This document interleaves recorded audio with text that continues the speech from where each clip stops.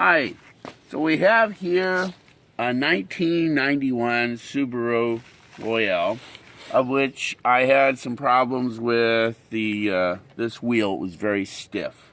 This wheel was really stiff. So this is a brand new drive shaft axle and stuff. The wheel kind of came out. Anyway, I'm doing this video because I had some difficulty getting the bearings out because I didn't know how this was done. So the bearings on this particular, on similar like a 1990 Loyale or a 91, whatever, they don't have just one bearing or a little race in here and a race there that you can just drive out, like it's held in with a circlip. There are no circlips on the steering knuckle. So what happens is this bearing goes in here, there, and there's this lip right there. Big, thick metal lip. And this goes in, and this bearing presses up against that lip. I also have another bearing. It's exactly the same. It's the same type bearing. Exactly the same type bearing. Same size, same bit. And it, of course, goes in on this side and on down in there against that lip. So they both have stops. There's a little metal thing that's it's a spacer, and it goes in between. And these bearings do not press against that spacer because they're pressed against this. The spacer just helps with the axle. I'm not really sure what it does, but you don't leave it out.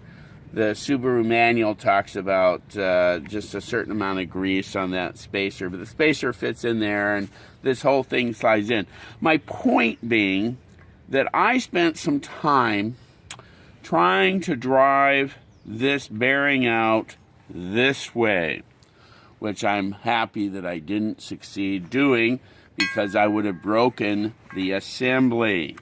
Because when this bearing is in, you don't see, and you have the other bearing in there, and you don't see that you have the stops, and you have the spacer, and all of that, and everybody on YouTube, on the 2005s, or the 1999s, or the 2010s, they're all talking about just driving the bearing out. Take out the circlip and drive the bearing out. You can just pull the bearing out, blah, blah, blah. Well, yeah. If you're working on a 1991 or 1990 or whatever Subaru Loyale, if you're looking at the bearing comes out the direction that it's at. It has to come out toward you, each bearing. So you got to use a drift pin. You got two bearings in here. You use a drift pin. You move the little spacer out of the way a little bit and have a drift pin come down and drive it and move it and drive out the bearing. That's the only way to get the bearing out. You might be able to use like a slide hammer and do something behind the bearing and yank it out. But the bearing comes out the direction that if you're seeing it, it comes out toward you, toward your eyeballs and on these bearings. So that's that.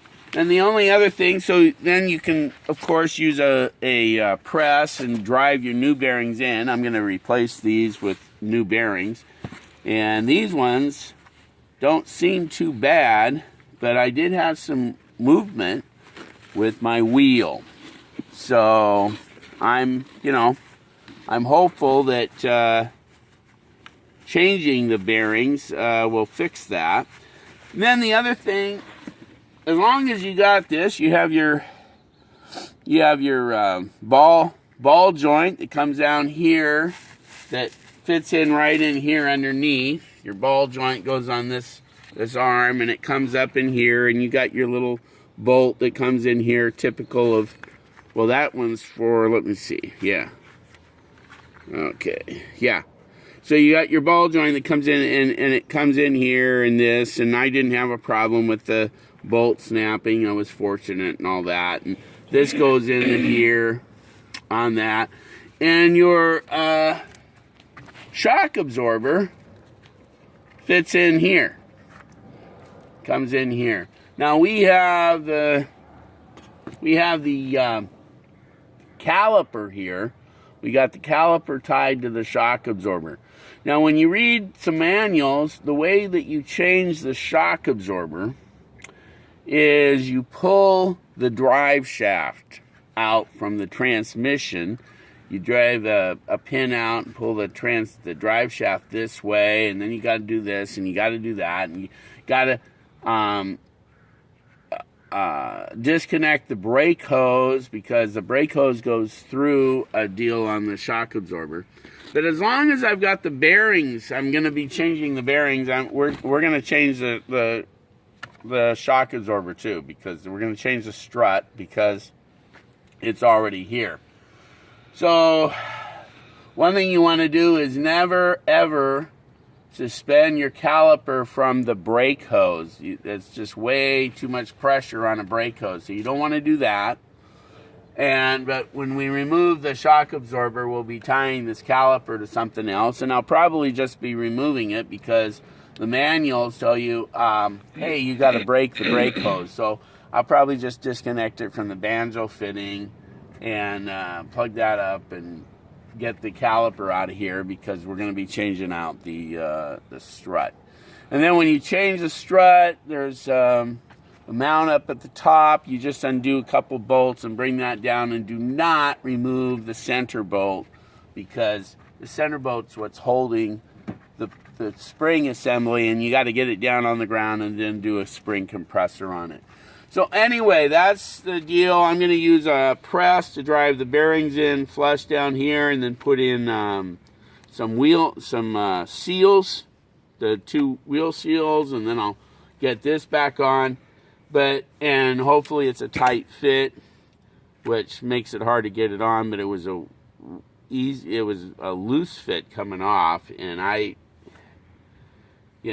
and the thing had that wobble. That's why I'm doing it, and the wheel was stiff. But I just wanted you to be aware that you got this thick lip here, and this thick lip here. And let me tell you, I'm very fortunate that I didn't work harder. I have this deal, and I'm like trying to drive the bearing. Come on, bearing, move. But at certain pressure points, I get, what the blank is going on? So anyway, I hadn't found anybody that talked about this lip. There is no circlip on this thing. There's just a spacer that goes in here. I have it. I'm not got it view. No big thing. And that's it. So hope that, that helps somebody. Sometime if you're trying to drive the bearing out, it comes out toward you, and comes out toward you if you're looking, working on a 1990 or 91 Subaru Loyale or something similar. Have a good day.